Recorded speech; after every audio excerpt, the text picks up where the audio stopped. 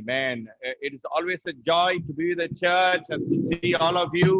And I hope and pray that you are walking with God more closely. ஆக எப்பொழுதுமே சபையோடு கூட இருப்பதும் சபையை பார்ப்பதும் நீங்கள் தேவனோடு கூட நெருக்கமாக நடைபெறுவதை கேள்விப்படுவதும் மிகவும் அற்புதமான ஒரு விடயம். And I hope your prayer life is improving. Your realization of your presence with God is important. உங்களுடைய ஜெப வாழ்க்கை என்பது தேவன் உங்களுடைய மத்தியில் அவருடைய பிரசன்னத்தை வைத்திருப்பது என்பதும் மிக சிறப்பானதாக இருக்கிறது. அது முன்னேறுவது மிக மகிழ்ச்சியா இருக்கிறது. Amen. And the more we feel God, and I have been having great prayers even last week. கடந்த வாரமும் எனக்கு ஒரு மிக சிறந்த ஜெப நேரமாக இருந்தது. And so the more we feel God's presence, the more fulfilled you feel, the more safe and secure you feel in your faith and in your life. நாம் தேவனுடைய பிரசன்னத்தை எவ்வளவுக்கு அதிகமாக நெருக்கமாக பார்க்கின்றோமோ அந்த அளவிற்கு மிகுந்த பாதுகாப்பானதாக நிறைவானதாக நாம் உணரக்கூடிய வாய்ப்பு இருக்கிறது. Being silent with God is what we learned last week. Being with Him, listening to Him, and making sure we calm down our mind and thoughts so that we can think about Him only. கடந்த வாரத்தில் கூட பார்க்கும் பொழுது தேவனோடு கூட இருப்பது, அவரை குறித்து யோசிப்பது, அவருடைய காரியங்களை தியானிப்பது என்பதை குறித்து நாம் பேசி வந்தோம். And so and the week before we learned about taking our presence into the presence of God, going into the place of God, our concentration in our prayer so that we feel God listening to us. கடந்த வாரத்திற்கு முந்தின வாரமானது நாம் தேவனுடைய வாசஸ்தலத்தில் அவர் இருக்கக்கூடிய இடத்தில் கடந்து சென்று அவரோடு கூட இருந்து தியானிப்பதை குறித்து பேசி வந்தோம். So today we are going to talking about meditating with God with His words. இன்றைக்கு எதை குறித்து பேச போகிறோம் என்றால் தேவனோடு இருந்து தேவனுடைய வார்த்தைகளை தியானிப்பதை குறித்து பேச போகிறோம். Many of us would have finished reading the Bible, and that's wonderful. உங்களில் அநேகர் வேதத்தை வாசித்து முடித்திருப்பீர்கள், அது அற்புதமான விடயம். Some of you may be struggling to read the Bible because you're not connecting, you're not listening. It's probably not helping you in a deeper level. ஒரு சிலருக்கு அதை வேதத்தை வாசித்து முடிப்பதற்கு சங்கடம் இருக்கலாம். காரணம், உங்களால் அதோடு கூட தொடர்பு படுத்திக் கொள்ள முடியாமல், அதோடு கூட இணைத்துக் கொள்ள முடியாதபடிக்கு நீங்கள் தடுமாறிக் கொண்டிருக்கலாம். And we sometimes don't realize how helpful the Bible may be in our life. இன்னும் சில நேரங்களில் வேதமானது நமக்குடைய வாழ்க்கைக்கு எவ்வளவு உதவிகரமாக இருக்கும் என்பதை குறித்து உணராமல் இருப்பதினாலே வேதத்தை வாசிப்பதில் தடுமாற்றங்கள் இருக்கலாம். In Hebrews 4 verse 12 and 13 we remember and we have learned this verse, how the word is active, it's living, and there is no doubt about that. ஆக எபிரேயர் 4ஆம் அதிகாரம் 12 மற்றும் 13 வசனங்கள் நமக்கு நன்றாகவே ஞாபகத்தில் இருக்கும்.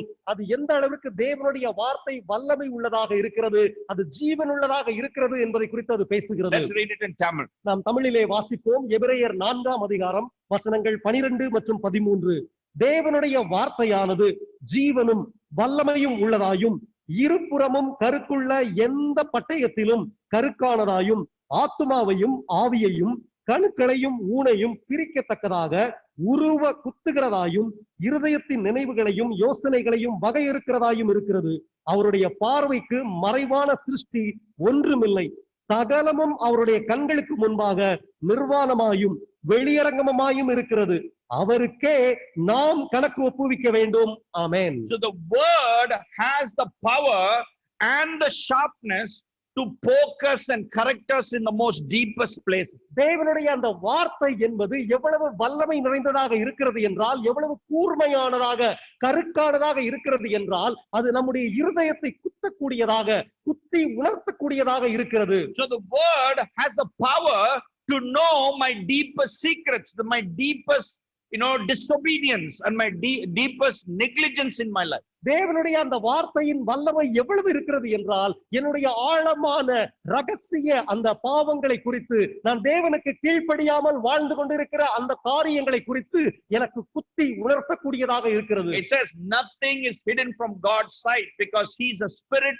Nothing can be hidden from him. வசனம் சொல்லுகிறது, அவருடைய பார்வைக்கு மறைவான சிருஷ்டி ஒன்றுமில்லை, அவர் ஆவியா இருக்கிறபடியினாலே அவர் எல்லாவற்றையும் அறிந்திருக்கிறார் என்று சொல்லுகிறது. And we would all be judged by his word, how much we listened and meditated and used the word in our life. That is how we would be judged. இன்றைக்கும் நாம் எல்லோருமே கூட தேவனுடைய வசனங்களை எவ்வளவாக கேட்டு இருக்கிறோமோ, எவ்வளவாக அதை பயன்படுத்தி இருக்கிறோமோ, அந்த அளவிற்கு நாம் அந்த வசனத்தின் படியாகவே நாம் எல்லோரும் நியாயம் தீர்க்கப்படுவோம் என்று வசனம் சொல்லுகிறது. When we hear the word meditating, we get confused because probably we are not used to praying that way. நாம் அந்த தியானித்தல் என்ற ஒரு வார்த்தையை கேட்கும் பொழுது ஒருவேளை சில சமயங்களிலே நாம் குழப்பம் அடைந்து விடுகிறோம். ஏனென்றால் நமக்கு அது பெரிய பழக்கமுள்ள ஒரு காரியமாக இருப்பது இல்லை. And maybe because we associate with the Eastern religion, where the Buddhism or, even yoga or, Far East, many small, cults and groups which talk about, opening up your mind. ஆக நாம் தியானம் என்று சொன்ன உடனேயே நாம் அந்த கிழக்கத்திய மதங்களாக இருக்கக்கூடிய புத்த மதமாக இருக்கட்டும், அல்லது மற்ற சிறு சிறு மதங்களாக இருக்கட்டும், அல்லது யோகாவாக இருக்கட்டும், அதன் அடிப்படையில் தான் தியானம் என்றவுடன் அதிலே நாம் நம்மை இணைத்துக் கொள்ளக்கூடியவர்களாய், அதை குறித்து யோசிக்கக்கூடியவர்களாய் இருப்போம். The main thing they talk about in this meditative method is to empty your mind.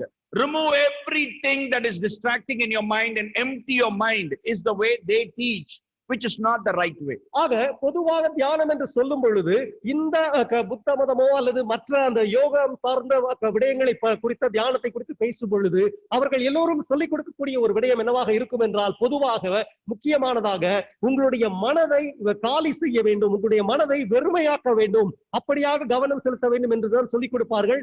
அது சரியான முறை என்று சொல்ல முடியாது. They even teach that through your meditation, if you have pain in your shoulder, you think about that pain in your shoulder and it will go away. இன்னும் ஒரு சில சொல்லும் பொழுது தியானம் மூலமான சிகிச்சை என்று சொல்லும் பொழுது, உங்களுடைய ஒரு தோள்பட்டையிலே வலி இருக்கிறது என்றால் உங்களுடைய கவனத்தை எல்லாம் உங்கள் தோள்பட்டையின் மீது கவனம் செலுத்துங்கள், அப்பொழுது அந்த வலியானது கொஞ்சமாக மறைந்துவிடும் என்பது போல சொல்லுவார்கள். When you empty yourself, you will be at peace. நீங்கள் உங்களுடைய மனதை வெறுமையாக்கும் பொழுது நீங்கள் சமாதானமாக உணர்வீர்கள் என்று சொல்லுவார்கள். That is true for 4 or 5 days when you are sitting in an ashram, but when you come back to life, everything comes back to your mind. அவர்கள் சொல்வது ஒரு வகையில் சரியாக இருக்கலாம். நீங்கள் ஒரு ஆசிரமத்திற்கு சென்று அங்கு நீங்கள் 4-5 நாட்கள் செலவழித்து நீங்கள் அமைதியாக உணரலாம். திரும்பவும் உங்களுடைய பழைய இயல்பு வாழ்க்கைக்கு வரும் பொழுது மீண்டும் அதே பிரச்சனைகளுக்குள் உழந்து கொண்டிருக்கக்கூடிய நிலை இருக்கும். Meditation is completely different. It is not about emptying your mind, it's about filling your mind. ஆனால் வேதபூர்வமான தியானம் என்று சொல்லும் பொழுது இந்த மற்ற காரியங்கள் சொல்லுவதற்கான தியானத்திற்கும் இதற்கும் முற்றிலும் மாறுபாடானதாக இருக்கிறது. வேதபூர்வமான தியானம் என்று சொல்லுவது உங்கள் மனதை வெறுமையாக்குவது அல்ல, மாறாக தேவ வார்த்தைகளாலே உங்கள் மனதை நிரப்புவதாக இருக்க வேண்டும். The Bible constantly repeats to us that you fill your mind with God's commands. You fill your mind with all the divine revelation God has given and He store them in your hearts. ஆக உங்களுடைய தேவனுடைய கட்டளைகளை எல்லாம் நீங்கள் உங்களுடைய மனதிலே உங்களுடைய அந்த பக்திக்குரிய விதத்தில் அதை நிரப்பி வைக்க வேண்டும் என்பதாய் சொல்லுகிறது. And so don't mistake and don't shy away from meditation because you have seen the wrong things.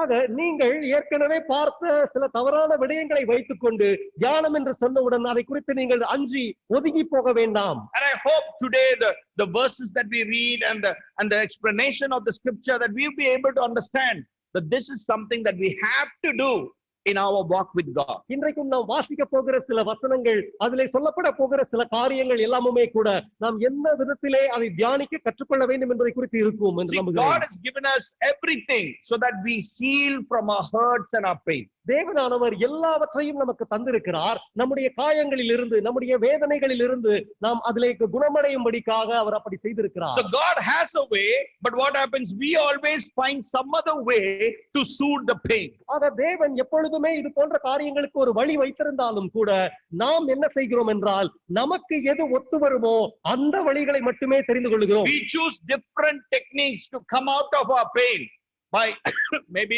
watching TV or watching movie or watching serial, finding some form of entertainment and filling our mind so that you won't feel the pain that you're going through in your soul. சில சமயங்களில் நாம் காயப்படும் பொழுது, மிகவும் வேதனையிலும் துக்கத்திலும் நிறைந்திருக்கும் பொழுது, நாம் தெரிந்து கொள்ளக்கூடிய வழிகள் என்று பார்க்கும் பொழுது நாம் பொழுதுபோக்கிலே அதிக கவனம் செலுத்தக்கூடியவர்களாக இருந்து ஒருவேளை தொலைக்காட்சிகளை பார்க்கக்கூடிய நிகழ்ச்சிகளை பார்க்கலாம், அல்லது திரைப்படங்கள் பார்த்து அதிலிருந்து நம்முடைய மனதில் இருக்கக்கூடிய கவலைகளை மறப்பதற்கு முயற்சி செய்து கொண்டிருக்கலாம். So we escape from our pain and refill ourselves with different kinds of addiction.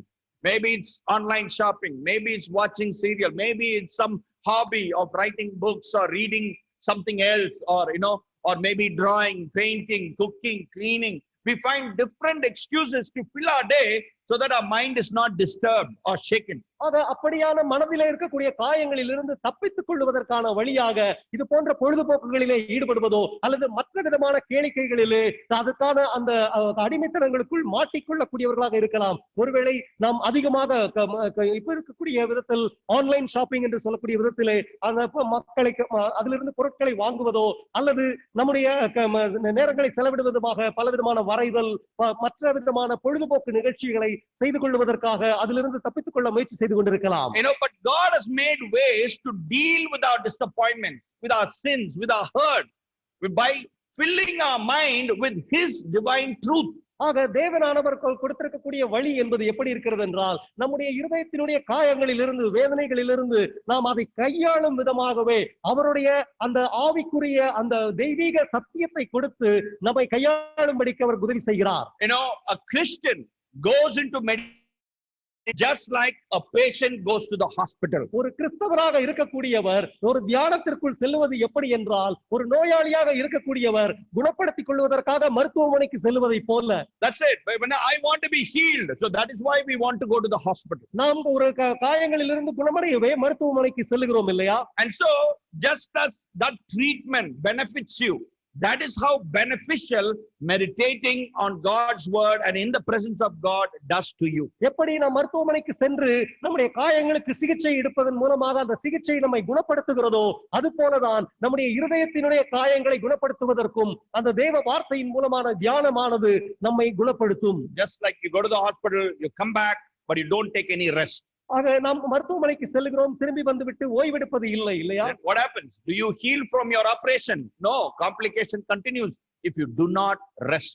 ஆக நாம் மருத்துவமனைக்கு சென்று நாம் ஒரு சிகிச்சை எடுத்த பின்பாக வந்து ஓய்வெடுக்காமல் விட்டு விட்டோம் என்றால் அது நம்முடைய ஒருவேளை அறுவை சிகிச்சையாக இருக்கும் பொழுது அதற்கு போதுமான ஓய்வுகள் இல்லாத பொழுது அது காயமானது இன்னும் அதிகமாகி சிக்கல்கள் பெருக்கெடுக்கும் இல்லையா? And the same way, if we do not spend enough time recollecting, going to God's word and allowing God's word to heal you spiritually, you cannot achieve that rest that you are looking for. அதே போலத்தான் ஆவிக்குரிய ரீதியாக தேவனுடைய வார்த்தையானது நமக்குள் கடந்து வந்து நம்முடைய இருதயத்தினுடைய நினைவுகள் காயங்களில் இருந்து நம்மை குணப்படுத்தும்படியாக அனுமதிப்பதற்கு அது முழுமையாக நம்மை சீர்படுத்துவதற்கு விட்டுக் கொடுக்காமல் மீண்டுமாக நாம் அலுவல்களில் ஈடுபடும் பொழுது அது நம்மை மேலுமாக சிக்கலுக்கு உட்படுத்தலாம்.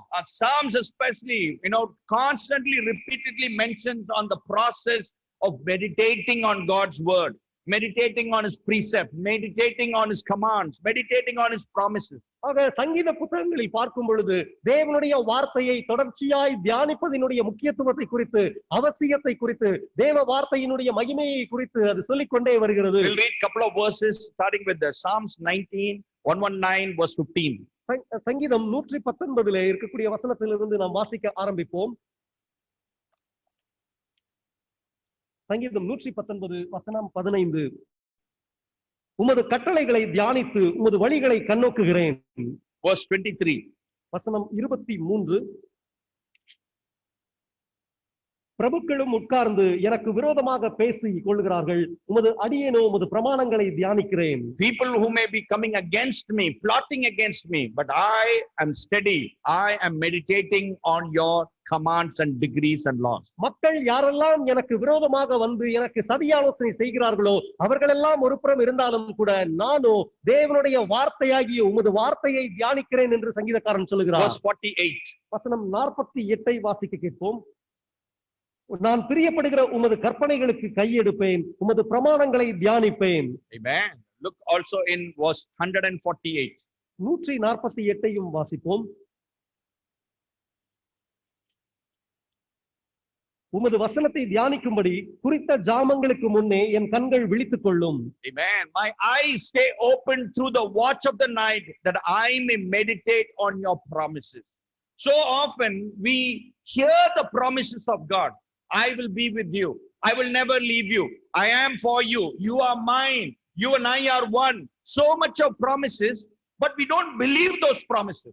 ஆக நாம் நிறைய விதமான வாக்குத்தத்தங்களை அடிக்கடியாக கேட்கின்றோம், நினைவு கூறுகிறோம். ஆனால் நான் உன்னோடு கூட இருக்கிறேன், நான் உன்னை விட்டு விலகுவதும் இல்லை, உன்னை கைவிடுவதும் இல்லை, நான் உனக்காக உன்னோடு கூட இருக்கிறேன் என்பது போன்று பலவிதமான வாக்குத்தத்தங்கள் இருந்த பொழுதும் கூட, நாம் அதை அறிந்த பொழுதும் கூட அதை நாம் நம்புவது இல்லை.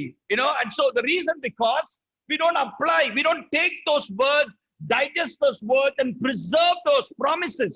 We don't meditate on his promises to be sure my God will never come against me. He will support me. He will strengthen me. He will hold up my hand when I'm weak and I'm failing.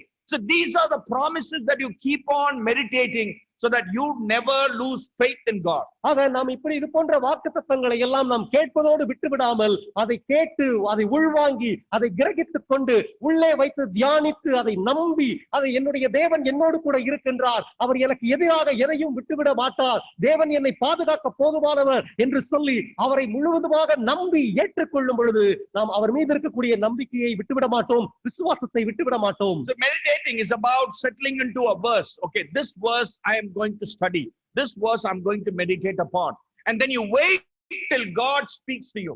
When God clarifies to you, let the words and the images spoken in the word speak to you and help you understand what was God trying to say to me through this verse.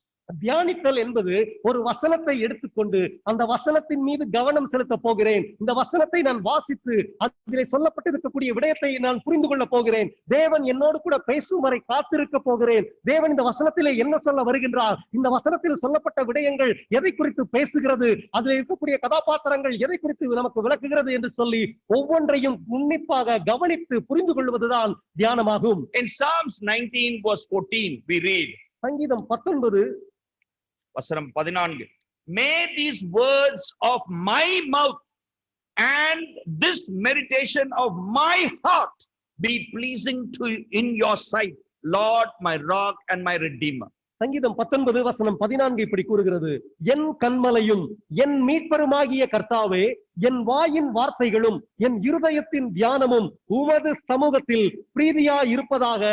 Amen. See, he's talking about prayer and meditation, being in the presence of God. நாம் ஜெபத்தை குறித்தும் வேத தியானத்தை குறித்தும் தேவ பிரசன்னத்தில் இருப்பதை குறித்தும் பேசிக் He's கொண்டிருக்கிறோம். talking about every word that comes out of my mouth, let it be pleasing to you. ஆக இங்கு வசனம் சொல்லுகிறது, என் இருதயத்தின் என் வாயின் வார்த்தைகள் ஒவ்வொன்றும் தேவனை பிரியப்படுத்தக்கூடியதாக இருக்கட்டும் என்று சொல்லுகிறது. Secondly, he says, let the meditating of my heart be pleasing to you. Whatever is going through in my heart, whatever I'm feeling, what I'm thinking about you, let it be pleasing and not distracting, or let it be unworthy to you. இரண்டாவதாக சொல்லும் பொழுது, என் இருதயத்தின் யோசனைகள், என் இருதயத்திலே என்னவெல்லாம் இருக்கிறதோ, எதுவெல்லாம் என் இருதயத்திற்குள் வந்து கிடக்கிறதோ, அது எல்லாமே உமக்கு முன்பதாக பிரியமுள்ளதாக இருக்கட்டும் என்று சொல்லுகிறது. In Psalm 77 verse 12, சங்கீதம் 77 வசனம் 12 இப்படி கூறுகிறது, உம்முடைய கிரியைகளை எல்லாம் தியானித்து உம்முடைய செயல்களை யோசிப்பேன் என்றேன்.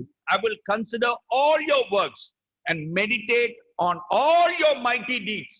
Whatever you've done, your miracles, the stories, the commands, I keep them in my mind. I consider them. I use them. I benefit from them. ஆக இந்த வசனம் சொல்லுகிறது, நீர் என்னவெல்லாம் இதுவரை செய்திருக்கிறீரோ, நீர் என்னவெல்லாம் கட்டளைகள் கொடுத்திருக்கிறீரோ, என்ன விதமான காரியங்களை எல்லாம் எனக்கு புரிய வைத்திருக்கிறீரோ, அதையெல்லாம் நான் நினைத்து பார்த்து அதையெல்லாம் யோசித்து பார்த்து தியானிப்பேன் என்று கூறுகிறது. A good example in Joshua 1:6-8. இன்னும் ஒரு சிறந்த உதாரணம் ஒன்றை பார்க்கலாம். அந்த எடுத்துக்காட்டு எப்படி சொல்லுகிறது என்று பார்க்கலாம். யோசுவா 1:6-8 வரை உள்ள வசனங்கள். பலம் கொண்டு திடமனதாயிரு, இந்த ஜனத்தின் பிதாக்களுக்கு நான் கொடுப்பேன் என்று ஆணையிட்ட தேசத்தை நீ இவர்களுக்கு பங்கிடுவாய். என் தாசனாகிய மோசே உனக்கு கற்பித்த நியாயப்பிரமாணத்தின் படியெல்லாம் செய்ய கவனமா இருக்க மாத்திரம் நீ மிகவும் பலம் கொண்டு திடமனதாயிரு. நீ போகும் இடமெல்லாம் புத்திமானாய் நடந்து கொள்ளும்படிக்கு அதை விட்டு வலது இடதுபுறம் விலகாதிருப்பாயாக. இந்த நியாயப்பிரமாண புஸ்தகம் உன் வாயை விட்டு பிரியாதிருப்பதாக. இதில் எழுதியிருக்கிறவைகளின் படியெல்லாம் நீ செய்ய கவனமாய் இருக்கும்படி இரவும் பகலும் அதை தியானித்துக் கொண்டிருப்பாயாக. அப்பொழுது நீ உன் வழியை வாய்க்க பண்ணுவாய், அப்பொழுது புத்திமானாயும் நடந்து கொள்ளுவாய். ஆமென். Here we see there is a change in leadership.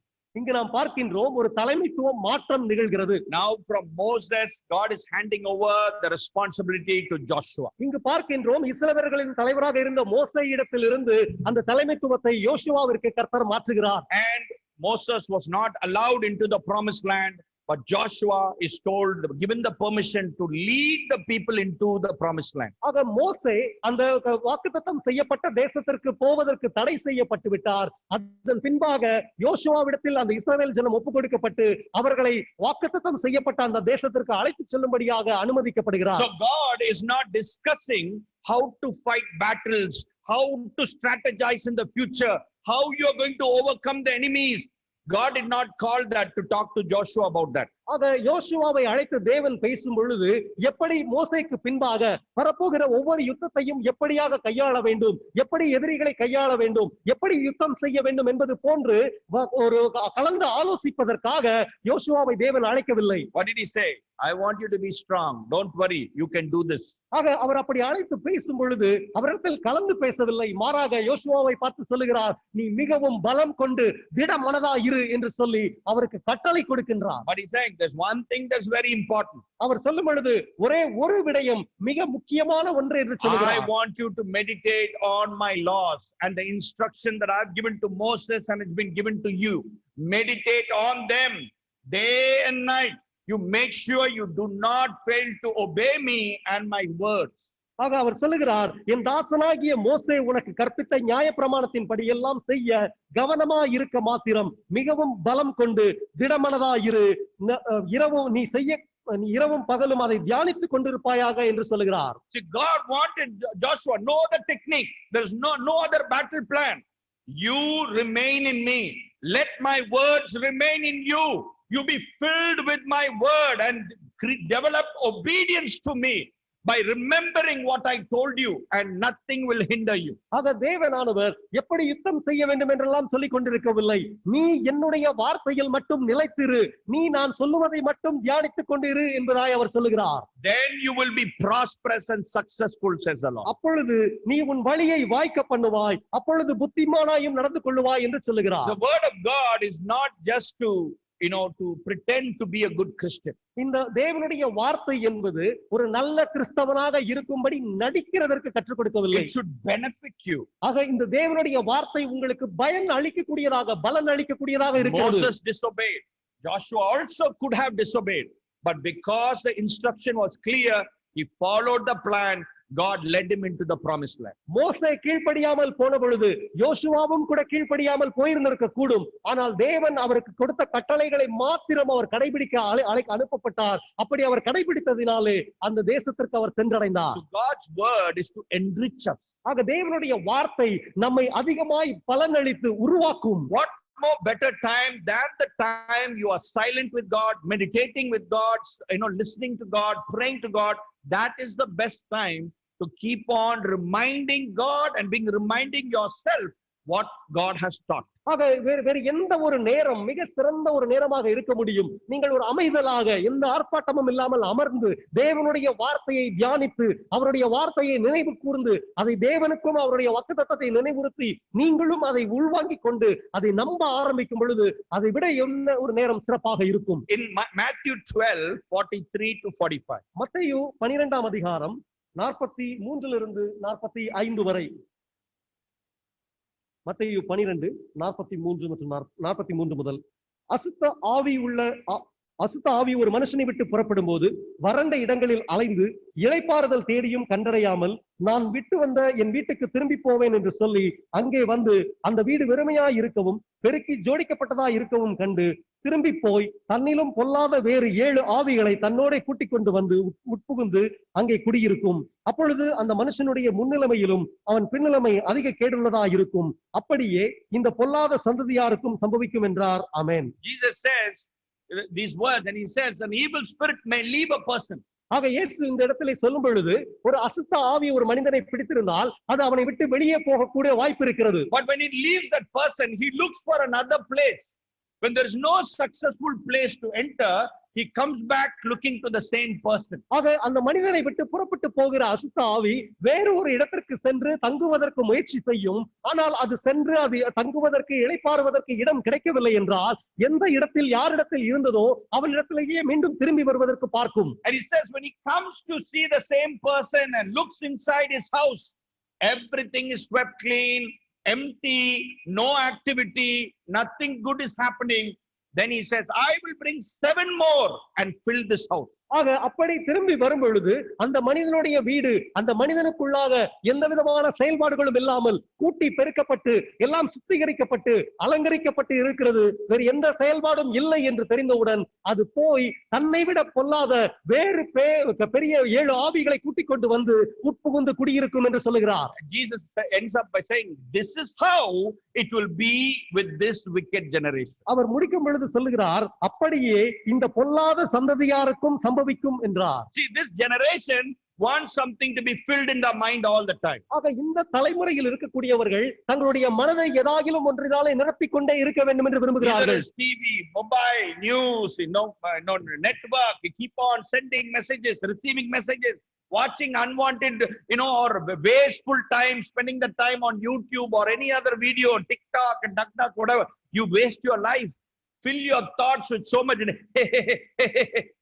and you dull your mind with all the wasteful stuff. ஆக இந்த தலைமுறையை பார்க்கும் பொழுது அவர்கள் தங்களுடைய நேரத்தை வீணடிக்கக்கூடியவர்களாக, தங்களுடைய மனதிலே பலவிதமான காரியங்களை உட்புகுத்திக் கொள்ள விரும்புகிறவர்களாக, அது யூடியூபாக இருக்கட்டும், டிக்டாக இருக்கட்டும், டக்டாக்காக இருக்கட்டும், எந்த ஒரு செயலியாக இருந்தாலும் அதிலிருந்தெல்லாம் இருக்கக்கூடிய செய்திகளை கேட்டு அதை பார்த்து என்று சொல்லி சிரித்துக் கொண்டு தங்களுடைய நேரத்தை வீணடிக்கக்கூடியவர்களாக, மனதை பாழ்படுத்திக் கொள்ளக்கூடியவர்களாக இருந்து கொண்டிருக்கிறார்கள். Satan wants to fill your mind, wants to fill your heart, wants to take over your heart or your house.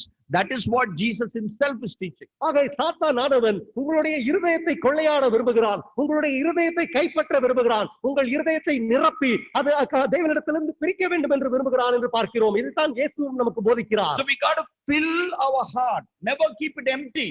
Fill your heart with things that you're meditating. No, that's why morning time when you are with God and you go away with the verse, you go away with the chapter, that should fill your heart throughout the day. He says this is manna, spiritual manna for you, that you are satisfied by the word of God. ஆக நம்முடைய இருதயத்தை தேவனுடைய வார்த்தையினாலே நாம் நிரப்பி வைத்திருக்க வேண்டியவர்களாக இருக்கிறோம். காலையிலேயே அதிகாலையிலேயே நாம் நேரத்தோடு எழுந்து இந்த காரியங்களை நம்முடைய இருதயத்திற்குள் நிரப்பிக் கொள்ளும் பொழுது அந்த நாள் முழுவதும் நாம் செயல்படுகிற ஒவ்வொரு காரியத்திலும் நாம் அதை தியானித்துக் கொண்டு அதை செயல்படுத்த முற்பட வேண்டும் என்பது புரிந்து கொள்ள வேண்டும். ஏனென்றால் தேவனுடைய வார்த்தைகள் அது ஆவிக்குரிய மன்னாவாக இருக்கிறது. அது நம்முடைய இருதயத்திற்கு போஷனை கொடுத்து அது நம்மை தொடர்ந்து வழிநடத்தக்கூடியதாக இருக்கிறது. There's an English proverb says that idle mind is the devil's workshop. ஆக ஒரு வேலை இல்லாமல் இருக்கக்கூடிய ஒரு மனமானது பிசாசின் கூடாரமாக இருக்கும் என்று பார்க்கிறோம்.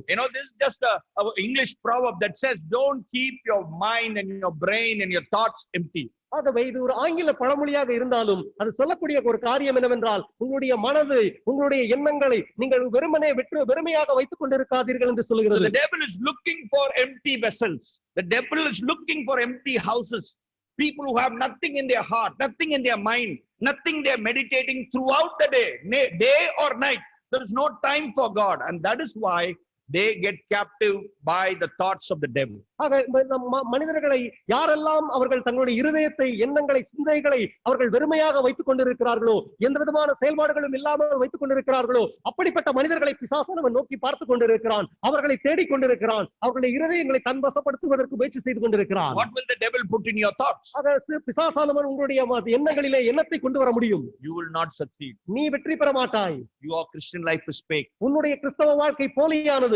Are you not guilty of your own sin? உன்னுடைய பாவங்களை குறித்து உனக்கே வெட்கமாக இல்லையா? How can you stand and tell others what to do? நீ அப்படி இருக்கும் பொழுது நீ எப்படி மேடையேறி மற்றவர்களுக்கெல்லாம் அவர்கள் என்ன செய்ய வேண்டும் என்று சொல்ல முடியும்? You're a wicked wife, you're a wicked husband. நீ ஒரு பொல்லாத ஒரு மனைவியாக இருக்கிறாய், பொல்லாத கணவனாக இருக்கிறாய். You're not good. Everyone in the church is fake just like you.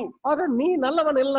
சபையில் இருக்கக்கூடியவர்கள் யாரும் உன்னை போலவே தான் எல்லாரும் இருக்கிறார்கள். And so he makes you think and doubt and fear about your life. What will I do in the future? ஆக அவன் என்ன செய்கிறான்? உங்களுடைய மனதிலே உங்களுடைய வாழ்க்கையை குறித்து அவனுக்கு நீங்கள் என்ன செய்வீர்கள் என்று யோசிக்கும்படியாக உங்களை குறித்து தவறான எண்ணங்களை அவருக்கு நீங்கள் யோசிக்கும்படிக்கு அவன் உங்கள் மனதை நிரப்புகிறான். What will you do for your future? உங்களுடைய எதிர்காலத்தை குறித்து நீ என்ன செய்ய போகிறாய்? Do you have any saving? நீ ஏதாவது சேமித்து வைத்திருக்கிறாயா? Children will go on the street. The children will go on the உங்களுடைய street. பிள்ளைகளுக்கு தெருவிலே சென்று விடுவார்களே. What if you lose your job? உனக்கு வேலை போய்விட்டால் என்ன செய்வாய்? What if you get corona? உனக்கு ஒருவேளை இந்த கொரோனா தொற்று வந்துவிட்டால் என்ன செய்வாய்? How will the children achieve their goal? உங்களுடைய பிள்ளைகள் எப்படியாக தங்களுடைய இலக்குகளை அடைவார்கள்? All these things, as I'm telling some of you, like, you're allowing this to go to your heart. நான் சொல்ல சொல்ல ஒரு சிலருடைய வாய் பிளக்க ஆரம்பிக்கிறது. நாம் அந்த கதைக்குள் சென்று கொண்டிருக்கிறோம். Why we think, oh, amala, same thoughts I'm having.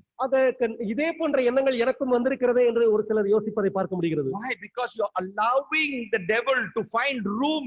If you're busy, you're reading, you're learning, you're praying, you're meditating, you're filling your thoughts with good things. You're tired, you go back to sleep, you get back the next day, you're busy, your thoughts are busy, you're thinking good things for others. What happened? You remain spiritually fresh. ஆக நீங்கள் இந்த வார்த்தைகளை எல்லாம் உள்வாங்கி நீங்கள் அதை தியானித்து உங்களை எப்பொழுதும் அலுவலாக வைத்துக் கொள்ளும் பொழுது, நீங்கள் மற்றவர்களுக்காக யோசிக்கும் பொழுது, நீங்கள் உங்களையே நிரப்பி வைத்துக் கொண்டு செயல்பட ஆரம்பிக்கும் பொழுது உங்களுடைய எண்ணங்கள் எப்பொழுதும் புத்துணர்வோடு கூட இருக்கும். Some of those who can preach to others, we don't preach. இந்த வாரம் நீ preach பண்ணு, ஏன்னா எனக்கு மூளையே ஒரு வாரமா வேலை செய்யல, நீ preach பண்ணு. How can it be? If you're reading the word, your word should be ready on your mouth, ready to tell somebody. I want to teach something to you. I learned something to you. The goodness of God will come out from you. Either you go to Google or you go to old message and you preach the old message. You know why? Because you're not prepared. You're not listening to God to teach you. ஒரு சிலர் பார்க்கும் பொழுது நீங்கள் மற்றவர்களை பார்த்து என்னுடைய மனம் சரியாக இல்லை, என்னுடைய மனம் தெளிவாக இல்லை, ஆகவே நீங்கள் ஏன் இந்த வாரம் பிரசங்கிக்க கூடாது, நீங்கள் வேண்டுமானால் இந்த வாரம் பிரசங்கிங்கள் என்று சொல்லி மற்றவர்களிடத்தில் பொறுப்பை கொடுக்கக்கூடியவர்களாக பார்க்கின்றோம். நம்முடைய மனம் தெளிவாக இருக்க வேண்டும். நாம் எப்பொழுதும் தேவனுடைய வார்த்தையினாலே நிரம்பி இருக்கும் பொழுது, புதிதான விடயங்களை கற்றுக்கொண்டே இருக்கும் பொழுது நீங்கள் எப்படியாக அதை விட்டுவிட முடியும்? நீங்கள் நான் புதிதாக கற்றுக்கொண்டிருக்கிறேன், இதை நான் எப்படியாகிலும் உங்களுக்கு சொல்லித்தர விரும்புகிறேன் என்று சொல்லி ஒவ்வொரு முறையும் நீங்கள் பிரசங்கிக்கிறதற்கு ஆயத்தமாக இருப்பீர்கள். ஒவ்வொரு வாய்ப்புகளையும் நீங்கள் பயன்படுத்திக் கொள்வீர்களே. அப்படி இருக்க எப்படி நீங்கள் இதை அனுமதிக்க முடியும்? So preacher means doesn't someone who comes and takes the mic. That is not a preacher. Anyone who learns the word and pronounces the word is a preacher. ஆக பிரசங்கி என்று சொல்லும் பொழுது மேடை ஏறி ஒரு ஒலிவாங்கியை பிடித்துக் கொண்டு பேசுகிறவர் மட்டும் பிரசங்கி அல்ல. மாறாக யாரெல்லாம் தேவ வார்த்தையை கற்றுக்கொண்டவர்களாக, கற்றுக்கொண்டதை மற்றவர்களுக்கு எடுத்து சொல்லக்கூடியவர்களாக இருக்கிறார்களோ அவர்கள் ஒவ்வொருவருமே பிரசங்கிகள் தான். Teens can be preachers. ஒரு வாலிப பிள்ளைகள், வளரலம் பருவத்தில் இருக்கக்கூடிய பிள்ளைகள் கூட பிரசங்கிகளாக இருக்க முடியும். Campus, you could be a preacher, making small groups and teaching people. நீங்கள் கல்லூரி மாணவனாக, மாணவியாக இருப்பீர்கள் என்றால் நீங்களும் கூட பிரசங்கியாக இருக்க முடியும். உங்களை சுற்றி இருக்கக்கூடிய 4-5 பேரை வைத்துக் கொண்டு நீங்கள் கற்றுக்கொண்டதை அவர்களுக்கு எடுத்து சொல்லிக் கொடுக்க முடியும். If you are going to work, you can be a preacher, telling the principles of God to others. What is on your heart? நீங்கள் வேலை பார்க்கக்கூடிய ஒருவராக இருப்பீர்கள் என்றால் நீங்களும் பிரசங்கியாக இருக்க முடியும். நீங்கள் தேவன் உங்களுக்கு கற்றுக் கொடுத்த வார்த்தைகளை எடுத்து அதனுடைய தேவனுடைய கோட்பாடுகளை எடுத்து மற்றவர்களுக்கு எடுத்து சொல்லி தர முடியும். Every ministry says, bro, study illa bro, because you're nothing inside you. That is why nothing is outside you. ஒவ்வொரு குடும்ப சபையிலும் பார்க்கும் பொழுது எங்களுக்கு வேதம் சொல்லிக் கொடுப்பதற்கு என்று எந்த ஒரு மனிதரும் இல்லை என்று சொல்லக்கூடியவர்களை பார்க்கிறோம். காரணம் என்னவென்றால் உங்களுக்குள் தேவ வார்த்தை இல்லை, ஆகவே உங்களுக்கு சொல்லிக் கொடுப்பதற்கு ஆட்கள் கிடைப்பதில்லை. Is the Raja Hotel going on the road? Ayya, biryani. Raja Hotel, is that begging anybody? No, people are coming. You go to Sangeeta, people are coming. Why? You serve good food. People come and stand and wait for you. You, as a man and woman of God, are a vessel of God. You should be overflowing with God's goodness, that something good should be coming out of your mouth all the time. ஆக நீங்க நம்ம பார்க்கக்கூடிய அந்த ராஜா உணவகத்தை பார்க்கும் பொழுது அவர்கள் எல்லோரும் அவர்கள் சமைக்கக்கூடிய பிரியாணி எடுத்து சென்று வீதி வீதியாக விற்பதில்லை. வாங்கிக் கொள்ளுங்கள் என்று சொல்லி மக்கள் அவர்களை தேடி வருகிறார்கள். சங்கீதா உணவகமும் அது போலத்தான். மக்கள் அவர்களை தேடி வருகிறார்கள். கும்பல் அதிகமாக கூடுகிறது. கூட்டம் அதிகமாக கூடி அவர்கள் வந்து அமர்ந்து அங்கு சாப்பிட்டு விட்டு செல்கிறார்கள். அமர்வதற்கு இடமில்லாமல் காத்திருந்து சாப்பிட்டு விட்டு செல்கிறார்கள். அப்படிதான் நீங்கள் தேவ வார்த்தையினாலே நிரம்பி இருக்கும் பொழுது, தேவனுடைய வார்த்தையினாலே நீங்கள் அதிகமாக கற்றுக்கொண்டிருக்கும் பொழுது மக்கள் உங்களை தேடி வரக்கூடும் என்பதை நீங்கள் புரிந்து கொள்ள வேண்டும். Most of my messages are prepared exactly when I'm praying and I'm meditated, and from there I prepare my messages. என்னுடைய அதிகமான செய்திகள் நான் ஜெபித்து தியானித்து அதிலிருந்து தேவன் கொடுக்கக்கூடிய வார்த்தையிலிருந்து உருவாக்கக்கூடிய செய்திகளே. Some people say your message is so powerful, bro. ஒரு சிலர் சொல்லுவார்கள் நீங்கள் பிரசங்கிக்கக்கூடிய செய்திகள் மிக வல்லமையாக இருக்கிறது என்று. True. Why? Because its power doesn't come from me. The meditation of God's word reveals the word with power. What you thought powerfully comes out powerfully. அது உண்மைதான், அப்படி சொல்லுவது கூட உண்மைதான். ஏனென்றால் அந்த வல்லமை என்பது என்னிடத்திலிருந்து உருவாவது இல்லை. அந்த தேவனுடைய வார்த்தையில் இருக்கக்கூடிய வல்லமை, அதை தியானிக்கும் பொழுது எழும்பக்கூடிய வல்லமை, அது எனக்குள்ளிருந்து கிரியை செய்கிறதை பார்க்க முடிகிறது. Many of us we neglect meditation because we don't delight in it. ஆக நம்மில் பல பேர் தியானிப்பதை நாம் தவிர்க்க பார்க்கிறோம். ஏனென்றால் அதிலே நமக்கு மகிழ்ச்சி ஏற்படுவதில்லை. Simply because lot of hard work, I should sit down, spend time, think, already no time, so we neglect thinking about God. ஆக பார்க்கும் பொழுது ஐயோ அது மிக கடினமான வேலை, அமர்ந்து உட்கார்ந்து யோசித்து இதெல்லாம் பார்க்க வேண்டும், ஏற்கனவே நேரம் போதவில்லை, இதனை தியானிப்பதற்கு எங்கிருந்து நேரம் என்று சொல்லி நாம் தவிர்த்து விட பார்க்கிறோம். And some of us are already distracted by so many spirits around you.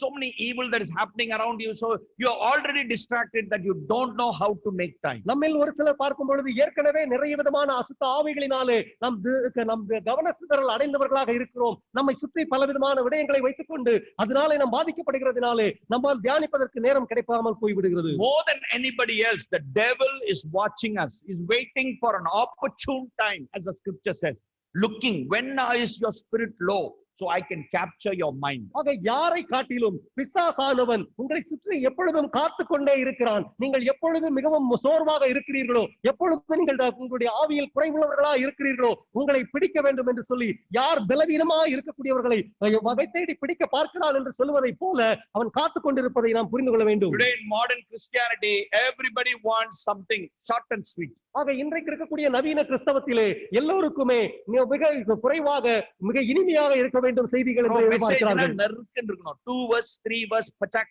Over. வீட்டுக்கு போனோம், சமைக்கணும், அப்புறம் திருப்பி நான் வாழ்க்கையை வாழணும். Keep it short and sweet. ஆக எப்பொழுதுமே மிகவும் சுருக்கமாக மிகவும் இனிமையாக நீங்கள் உடனடியாக வெட்டு ஒன்று துண்டு இரண்டு போல சொல்ல வேண்டும் என்று சொல்கிறார்கள். Instant relief. என்ன கேட்கறோம்னா திடுக்குன்னு மாறிடணும், உடனே சபாக் உடனே புது லைஃப் ஸ்டார்ட் ஆயிடணும். ஒரு மெசேஜ்ல அப்படியே life. We want everything instant, instant coffee, instant messaging, instant everything. ஆக எல்லாமே உடனடியான மாற்றமாக இருக்க வேண்டும். உடனடியான காபி போல, உடனடியாக உணவுகள் போல, உடனடியாக எல்லாம் மாற வேண்டும் என்று எதிர்பார்க்கிறோம். And it becomes a easy kind of spirituality where you don't have to do anything and everybody does everything. Morning devotional, somebody sends by message. For morning was one part, somebody sends from somewhere, and one verse from the Bible, somebody sends with a photo. And like, ayya dirpti, இன்னைக்கு meditation over. That is not the godly way of living. நம்முடைய ஆவிக்குரிய வாழ்க்கை மிக எளிதாக இருக்க வேண்டும். எதுவும் செய்யக்கூடாது, எல்லாம் யாரோ செய்து கொண்டு தருவார்கள், அதையெல்லாம் வைத்துக் கொண்டு நம்முடைய வாழ்க்கையை ஓட்டிவிட வேண்டும் என்று யோசிக்கிறோம். யாராவது ஒருவர் காலையிலிருந்து ஒரு செய்தியை அனுப்புகிறார், யாரோ ஒருவர் ஒரு பாட்டை அனுப்புகிறார், யாரோ ஒருவர் ஒரு படத்தை அனுப்புகிறார், எல்லாவற்றையும் பார்த்துவிட்டு நம்முடைய ஆவிக்குரிய காலை ஜெப நேரம் முடிந்துவிட்டது என்று நினைக்கிறோம். You seen weightlifters.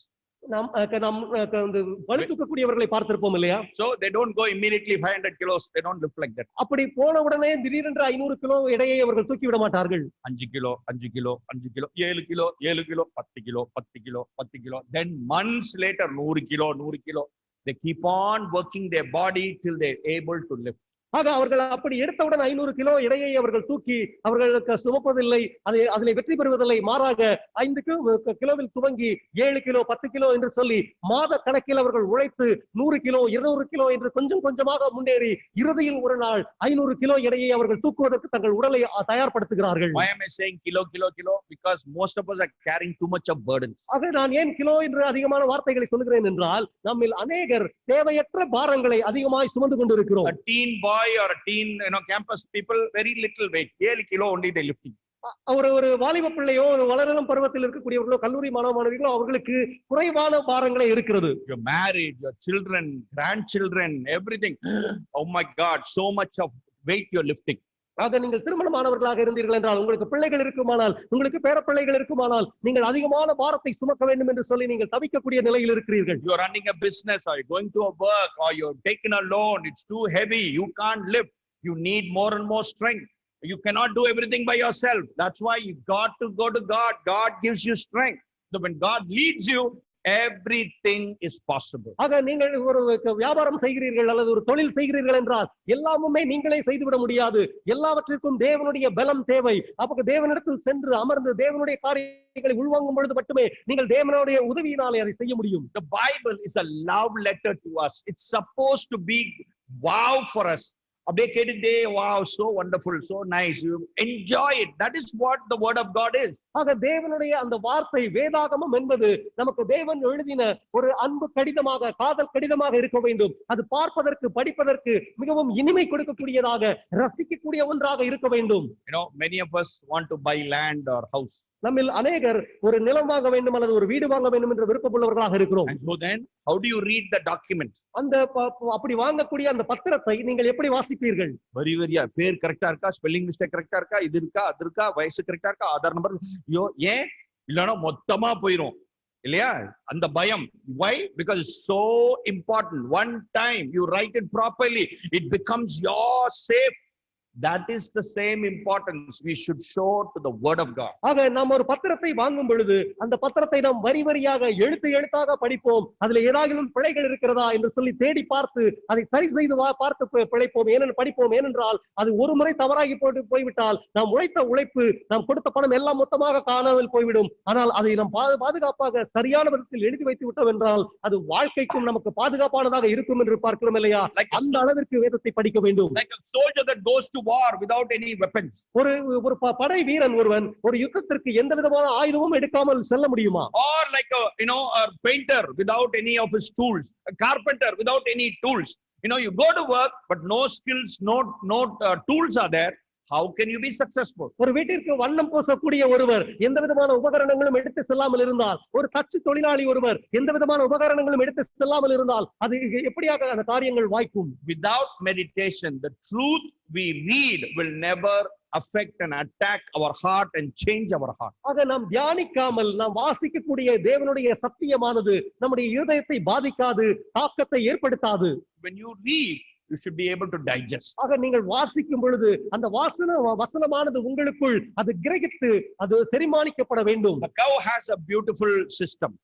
பசுமாட்டை பொறுத்தவரையில் ஒரு அருமையான செரிமான மண்டலம் இருக்கிறது. It keeps on eating grass everywhere. ஆக பசுவானது இருக்கக்கூடிய புல் இருக்கக்கூடிய இடங்களில் எல்லாம் அது மேய்ந்து கொண்டே இருக்கும். But when it sits down, it has a system to bring out what it ate, to be able to chew it and make it easy to digest into its body. ஆக ஏற்கனவே அது புல்லை எல்லாம் மேய்ந்த பின்பாக ஒரு இடத்தில் அமரும் பொழுது ஏற்கனவே அது சாப்பிட்ட புல்லை மீண்டுமாக வாய்க்கு கொண்டு வந்து அதை நன்றாக மென்று அசை போட்டு அதை மிகவும் எளிமையானதாக மாற்றி அது செரிமானத்திற்காக அடுத்தடுத்த இறைப்பைக்கு அனுப்பும். That is exactly how Bible study should be. ஆக அப்படித்தான் நம்முடைய வேத வாசிப்பும் இருக்க வேண்டும். Your prayer time with God should lead you to meditation throughout the day, chewing what you read in the morning, what you read in the night, remembering throughout the day.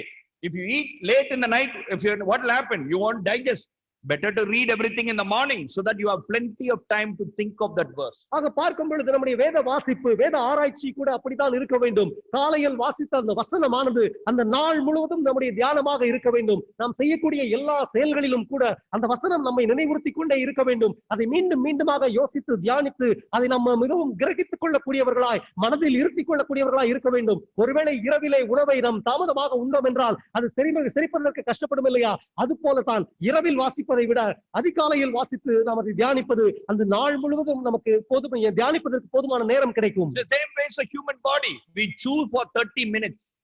We chew and eat when we eat. சாப்பிடுவதற்கு நம்முடைய மனித உடல் கூட 30 நிமிடங்கள் எடுத்துக்கொள்கிறது. But that meat that you eat takes 7 to 8 hours to digest inside you. ஆனால் நாம் சாப்பிடக்கூடிய ஒரு மாംசமானது, இறைச்சியானது நம்முடைய செரிமான மண்டலத்திலே அது செரிப்பதற்கு 7 இலிருந்து 8 மணி நேரங்கள் எடுத்துக்கொள்கிறது. That's why we should, when you sit to read and meditate, you memorize quickly. You read and understand the scripture quickly so that throughout the day you can chew, think about it, meditate on it and digest what you learn. ஆக அப்படியாகத்தான் நாம் காலையில் வாசிக்கக்கூடிய அந்த வசனமானது அந்த நாள் முழுவதும் நம்முடைய தியானமாக இருந்து அதை யோசித்துக் கொண்டிருந்து அதை தியானித்து அதை கிரகித்து உள்வாங்கிக் கொள்ளக்கூடியவர்களாக இருக்க வேண்டும். Hearing God's word, we like a simple example, just like making tea in your house. ஆக நாம் தேவனுடைய வார்த்தையை கேட்பது என்பது ஒரு தேநீரை நாம் தயாரிப்பது போன்றதாக இருக்கிறது. When when you dip only one time, only little bit of the flavor is going into the water. ஆக நாம் அந்த உடனடியாக தேநீர் தயாரிக்கக்கூடிய விதத்திலே சுடுதண்ணியிலே நாம் அந்த பாக்கெட்டை போடும் பொழுது அது ஒரே ஒரு முறை நாம் நனைத்து எடுத்தோம் என்றால் அதில் இருக்கக்கூடிய சாயமானது கொஞ்சமாக இறங்கும் இல்லையா? So what happens? The tea is very light, it's not tasteful. அதை நீங்கள் உடனடியாக குடிப்பீர்களானால் அது மிகவும் எளிய ஒரு இதா இருக்கும். அதை நாம் பிடிக்கும் பொழுது அதனுடைய சுவையை உணர முடியாது இல்லையா? How do you make strong tea? ஆக நல்ல ஒரு தரமான ஒரு தேநீர் தயாரிப்பதற்கு என்ன செய்ய வேண்டும்? You dip it longer. அதை எவ்வளவு நேரம் அதை ஊற விடுகிறோமோ அந்த அளவிற்கு அதனுடைய சாயம் எல்லாம் அதில் இறங்கி அது நமக்கு சுவை கொடுக்கக்கூடியதாக இருக்கும். Exactly. The more it is in that, more you soak it, the more it takes off all the flavors from the tea into the water so you can enjoy your tea. ஆக அந்த வெந்நீரிலே நீங்கள் அந்த தேநீருக்கான அந்த இலைக்கான அந்த பையை நீங்கள் எவ்வளவு நேரம் அதிலே ஊற விடுகிறீர்களோ, எவ்வளவு நேரம் அந்த நீரிற்குள் அது இருக்கிறதோ, அந்த அளவிற்கு அதனுடைய சாயம் முழுவதும் இறங்கி அது நமக்கு தேவையான சுவையை கொடுக்கக்கூடியதாக இருக்கும். We just do a quick பிள்ளை கேட்பாங்க, அப்பா பிதாவை சொல்லுங்க, டப்பா பிதாவை சொன்னீங்க, சரியா கேட்கலப்பா, நான் 2 நிமிஷத்துல ப்ரே பண்ணிட்டு போயிட்டீங்களா, சரியா காதுல விழுல. You don't know who you prayed to. You know why? Because you are not meditating, not remaining in God. ஆக நாம் வேகமாக அப்பா பிதாவே என்று சொல்லி நாம் ஜெபிக்கக்கூடியவர்களாக உடனடியாக ஜெபத்தை முடித்துவிட்டு செல்லக்கூடியவர்களாக பார்க்கிறோம். பிள்ளைகள் ஒருவேளை அதை தவறாக புரிந்து கொள்ளக்கூடிய வாய்ப்பு இருக்கிறது. ஒருவேளை அப்படியாக நாம் என்ன யாரிடத்தில் ஜெபிக்கிறோம் என்பது கூட உணராமல், என்ன வார்த்தை சொல்லி ஜெபிக்கிறோம் என்பது கூட உணராமல் ஏனோதானோ என்று ஜெபிக்கக்கூடிய ஜெபத்தை செய்யக்கூடியவர்களாக இருப்போமானால் அதை தியானிக்க முடியாது. Meditating is completely being immersed for a long period of time, soaking up and taking out all the rich flavors of God. You come out from your prayer life completely renewed. Why? Because you have been in the presence of God. You've been enriched by the scriptures. ஆக நாம் தியானிக்கிறது என்பது எவ்வளவு ஊற வைக்கிறோமோ, அந்த வசனத்தை நம்முடைய மனதிலே ஊற வைத்து தேவனுடைய அந்த சுவைகளை, தேவனுடைய அந்த நறுமணங்களை எல்லாம் அதை உள்வாங்கக்கூடியவர்களாக எவ்வளவு அதை புரிந்து கொள்ள முடியுமோ, கிரகித்துக் கொள்ள முடியுமோ, அவ்வளவாய் செய்யும் பொழுதே அது நமக்கு பூரண பலனை கொடுக்கும். When you come to church, it's better to meditate on one sermon that you listen to rather than listen to 5 sermons for a whole day. பொதுவாக ஒரு சபைக்கு வரும் பொழுது ஒரே ஒரு செய்தியை கேட்பது மிக சிறந்ததாக இருக்குமே ஒழிய, ஒரு நாளைக்கு 5 செய்தி கேட்டால் அது போதுமான பலனை தராது. Why? Because you're listening to too many things, but you're not meditating on one particular subject. This is what I learned. This is what I'm going to do when I go back home. ஆக நாம் நிறைய செய்திகளை கேட்கும் பொழுது நமக்கு எதிலே கவனம் செலுத்த வேண்டும் என்று தெரியாமல் போய்விடும். ஆனால் ஒரே ஒரு செய்தியை கேட்கும் பொழுது கூட அந்த ஒரு செய்தியிலே இதைத்தான் நான் கேட்டிருக்கிறேன், இதை நான் என்னுடைய வாழ்க்கையில் செயல்படுத்த போகிறேன் என்று சொல்லி தீர்மானிக்கிறதற்கு அப்படியாக அது உதவி செய்யும். Many people complain, bro, கேக்குறேன் but nothing, I'm not benefiting, I'm not profiting from the message. நிறைய பேர் ஒரு குறை சொல்லுவார்கள், சகோதரனே நான் நிறைய செய்தி கேட்கிறேன், ஆனால் கேட்டாலும் அந்த செய்தி எனக்குள் உள்வாங்கப்பட மாட்டேன் என்கிறது, எனக்குள்ள அது கிரகிக்கப்பட முடியவில்லை என்று சொல்லுகிறார்கள். Not able to think what is going on. Message is going on, and you're not concentrating, you're not listening, you're not grasping anything. So you're like already bored in church. ஆக நாம் செய்தியை அமர்ந்து கேட்டால் கூட நாம் அந்த செய்தியை நம்மால் கவனம் செலுத்தி கேட்க முடியாமல் போகிறது. கவன சிதறல் அடைய ஆரம்பிக்கின்றோம். நம்மால் அதை உள்வாங்கிக் கொள்ள முடியாமல் என்ன பிரசங்கிக்கப்படுகிறது என்று புரியாமலேயே செய்தி கேட்கிறோம். Or you're not gathering, you're not writing down, you're not taking it to your heart. You're attentive, listening and saying, okay, this is what I want to do. You're not feeling that when somebody is preaching. அதை யாரோ ஒருவர் பிரசங்கிக்கும் பொழுது நீங்கள் அமர்ந்து குறிப்புகள் எடுக்கக்கூடியவராக, அதுக்கு என்ன ஒரு காரியம் சொல்லப்படுகிறது, அது என்ன விதத்தில் பேசப்படுகிறது என்பதையெல்லாம் உள்வாங்கக்கூடியவராக இருந்து அதை கவனித்து நாம் குறிப்புகள் எடுத்துக்கொள்ளக்கூடியவராக இல்லாமல் இருப்பதினாலே அந்த கவன சிதறல் ஏற்படுகிறது. That's what many of us are doing during Zoom service. Cooking one side, அவர் பாடி பேசிக்கிட்டே இருக்கிற பாட்டு பாடுறாங்களா, பாட்டு பாடுறோம், அதுக்கு நான் சமைச்சிட்டு வந்துடுறேன், ஒரு சட்னி மாத்திரம் முடிச்சுட்டு வந்துடுறேன், அது முடிஞ்சதுக்கு முன்னாடி வந்து தட்டோட உட்காந்துருவோம். So that is why, because we don't decide to hear, we don't decide to learn. ஆக நாம் பல நேரங்களில் அந்த ஜூம் சர்வீஸ் நடக்கும் பொழுது நம்முடைய மற்ற அலுவல்களில் கவனம் செலுத்திக் கொண்டு நாம் சபை ஆராதனையை கவனிப்பது என்பது நமக்கு போதுமான பலனை கொடுக்கக்கூடியதாக இருக்காது. Amen. So we got to be able to digest and chew from the lessons we are hearing. If you're only listening to message, you're not benefiting, then the entire church service becomes a waste. ஆக நாம் வெறுமனே கேட்பதினாலே மாத்திரம் நமக்கு அது சபை ஆராதனையானது பலன் அளிக்காது, அது முற்றிலும் பலன் அற்றதாக மாறிவிடக் கூடும். You come to church like அப்பா ஃபேனுக்கு கீழே ஃபர்ஸ்ட் போய் சீட் பிடிச்சிடணும், அதுக்கு தான் நேரத்துக்கு போகணும். Why? Because அதுக்கப்புறம் வேக தூங்கிடும், அதுக்காக ஏசி போட்டா நல்லா இருக்கும் சர்ச்சில். We got to be able to share what we learn in the church. ஆக நாம் சபையில என்ன கற்றுக்கொண்டோமோ அதை மற்றவர்களுக்கு பகிர்ந்து கொடுக்கக்கூடிய அளவிலே, மற்றவர்களிடத்தில் சொல்லக்கூடிய அளவிலே நம்முடைய மனதில் அது பதிந்திருக்க வேண்டும். What are the questions from today's lesson? இன்றைக்கு செய்தியில் இருந்து ஒரு கேள்வி ஒன்று இருக்கிறது. என்ன கேள்விகள் நான் ஏற்றுக்கொண்டேன்? What did I get convicted? எந்த வசனங்கள் என்னை பாதித்தது? Which are the scripture I'm going to apply today? This one I'm going to do today itself. You should decide on your seat, not after you go to your house. ஆக நாம் என்ன செய்தியை கற்றுக்கொண்டோம் என்பதையெல்லாம் அந்த அறையில் அமர்ந்திருக்கும் பொழுதே, அந்த இருக்கையில் இருக்கும் பொழுதே அதையெல்லாம் நாம் யோசித்து கிரகித்து அதை நாம் தீர்மானிக்க வேண்டும். வீட்டிற்கு சென்ற பின் யோசிப்பது என்பது அல்ல. I finish here and go to the door. Somebody comes and says, bro, message ரொம்ப நல்லா இருந்துச்சு bro. இந்த மாடு மாதிரி நானுமே நிறைய தடவை வயிறு ரொம்ப பெருசா ஆகி நானுமே வந்து அது மாதிரிலாம் ரொம்ப தடவை இருந்திருக்கேன் ப்ரோ. அதனால நானுமே மாத்திக்கிட்டு இனிமேட்டு மாடு மாதிரி இல்லாம இருக்கணும். ரொம்ப நல்லா இருந்துச்சு message. What did you learn? What is the truth you got from the message? You see some pictures and say, அதே மாதிரி. What did you learn? What did you get convicted? Did you allow the word to reach you? ஆக பார்க்கும் பொழுது நம் செய்தியில் என்ன கற்றுக்கொள்ள வேண்டுமோ அதை விட்டுவிட்டு என்ன உதாரணங்கள் சொல்லப்படுகிறதோ படங்கள் காட்டப்படுகிறதோ அதை மட்டும் பிடித்துக் கொண்டு நாம் தவறாக புரிந்து கொள்ளாமல் நாம் உண்மையில் அந்த செய்தி என்ன சொல்லுகிறது என்பதை உள்வாங்கக்கூடியவர்களாக இருப்பது அவசியமாக இருக்கிறது. We'll go a little bit fast. And Philippians 4:8-9. பிலிப்பியர் 4ஆம் அதிகாரம் 8 மற்றும் 9 வசனங்கள். கடைசியாக சகோதரரே, உண்மை உள்ளவைகள் எவைகளோ, ஒழுக்கம் உள்ளவைகள் எவைகளோ, நீதி உள்ளவைகள் எவைகளோ, கற்புள்ளவைகள் எவைகளோ, அன்புள்ளவைகள் எவைகளோ, நற்கீர்த்தி உள்ளவைகள் எவைகளோ, புண்ணியம் எதுவோ, புகழ் எதுவோ, அவைகளையே சிந்தித்துக் கொண்டிருங்கள். நீங்கள் என்னிடத்தில் கற்றும் அடைந்தும் கேட்டும் கண்டும் இருக்கிற இவைகள் எவைகளோ அவைகளையே செய்யுங்கள். அப்பொழுது சமாதானத்தின் தேவன் உங்களோடு இருப்பார். ஆமென். Amen. Paul is writing this is my last comment. Whatever is true, whatever is noble, whatever is right, whatever is pure, whatever is lovely, whatever is admirable, and anything that is excellent, praiseworthy, think about such things. He says, think about such things. That is bringing good news. Whatever is good and pure, think about those things.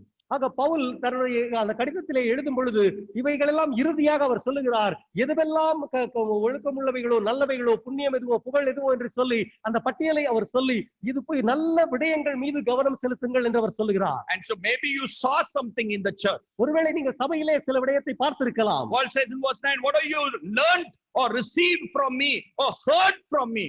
Put it into practice. Pavul சொல்லுகிறார், சபையிலே நீங்கள் என்ன பார்க்கிறீர்கள் என்பது அல்ல, என்னிடத்தில் நீங்கள் என்ன பார்த்து கற்றுக்கொண்டு இருக்கிறீர்களோ அதை உங்களுடைய வாழ்க்கையில் செயல்படுத்துங்கள் என்று அவர் சொல்லுகிறார். Whatever you learn, whatever is good you receive from me or from others, take it to heart. ஆக என்னிடத்திலோ மற்றவர்களிடத்திலோ நீங்கள் எதெல்லாம் நன்மையானதை பார்க்கிறீர்களோ, நன்மையானதை கற்றுக்கொண்டிருக்கிறீர்களோ அதை உங்கள் வாழ்க்கையில் செய்யுங்கள் என்று அவர் சொல்லுகிறார். So how can we improve our prayer and meditation? ஆக இப்படி இருக்கும் பொழுது நம்முடைய ஜெபத்தையும் வேத தியானத்தையும் எப்படி நாம் மேம்படுத்துவது? So first you got to practice active reading. You got to concentrate on what you're reading. ஆக முதலாவது வேத தியானத்திற்கு நாம் ஒரு தொடர்ச்சியாய் வேதத்தை வாசிக்கக்கூடிய பழக்கம் உள்ளவர்களாக இருக்க வேண்டும். And so make it as though it's a meeting with God. I'm going to spend time with God. I'm going to have quiet time with God. So be prepared. First of all, it's an interaction I'm going to have with God. ஆக நம் வேத வாசிப்பை எப்படி நாம் பழக்கப்படுத்த வேண்டும் என்றால், தேவனோடு சேர்ந்து அமர்ந்து பேச போகிறோம், தேவனை சந்தித்து பேச போகிறோம், தேவன் சொல்ல போகிறதை கேட்க போகிறோம் என்பதற்காக நம்முடைய மனதையும் நம்மையும் தயார் செய்து கொண்டு அமர்ந்து அவரிடத்தில் கற்றுக்கொள்வது போல இருக்க வேண்டும். Read the Bible without going so fast, reading with a hurry and as though you want to finish it quickly. ஆக வேதத்தை ஏதோ உடனடியாய் முடிக்க வேண்டுமே என்பதற்காக வேக வேகமாக அதை வாசித்து முடிக்க கூடாது. As you read, pay attention.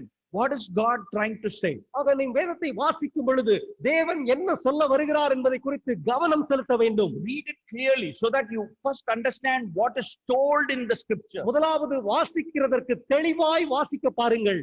So that you understand this is what is meant in the Bible. இந்த வசனத்திலே இதுதான் சொல்லப்பட்டிருக்கிறது என்பதை புரிந்து கொள்ளும்படிக்கு தெளிவாக வாசிக்க கற்றுக்கொள்ளுங்கள். Learn to reflect on what you read. இரண்டாவதாக நீங்கள் என்ன வாசித்தீர்களோ அதிலே சொல்லப்பட்டவைகளை எப்படி செயல்படுத்துவது என்று பிரதிபலியுங்கள். Maybe it's a word, maybe it's a sentence. What does it mean? What is this page is saying? Or the entire page, what is it talking about? And try to reflect on it. What does it mean? And try to go deeper. ஆக அது ஒரு வரியாக இருக்கலாம், ஒரு வாக்கியமாக, அல்லது ஒரு வார்த்தையாக இருக்கலாம், அல்லது ஒரு பக்கமாக இருக்கலாம். அதிலே என்ன சொல்லப்பட்டிருக்கிறது, அது என்ன காரியத்தை வெளிப்படுத்துகிறது என்பதை முதலில் உள்வாங்கிக் கொள்ளுங்கள். Spend time and think about it. What is God trying to say? Is God trying to say something to me? What does this verse mean to me as I read today? இன்றைக்கு நான் வாசித்த இந்த வசனத்தை குறித்து யோசித்து பாருங்கள். இந்த வசனத்திலே தேவன் என்னிடத்தில் என்ன சொல்ல வருகிறார், நான் இதை வாசிக்கும் பொழுது தேவன் நான் என்ன செய்ய வேண்டும் என்று விரும்புகிறார் என்று யோசித்து பாருங்கள். See, as you start reflecting, you are no more in control.